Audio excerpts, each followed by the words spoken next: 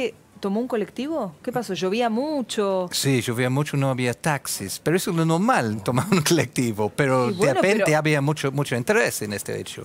Nosotros ¿Se tomamos subió un colectivo? colectivos y subte. ¿Usted Tengo también? un sube. Sí, sí, hay que mostrar la tarjeta.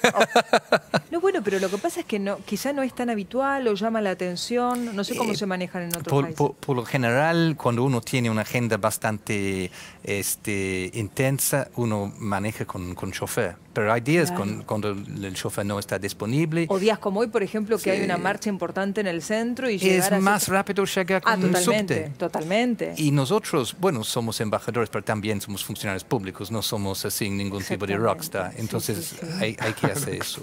Y también sábado, domingo, yo siempre voy con subte, con autobús, cualquier lugar. Así que nada. ¿Ustedes no se manejan con custodia? ¿O sí? No, yo no. No, es más fácil buscar otro embajador. ¿Pero porque ustedes no lo quieren? ¿Pero podrían solicitar?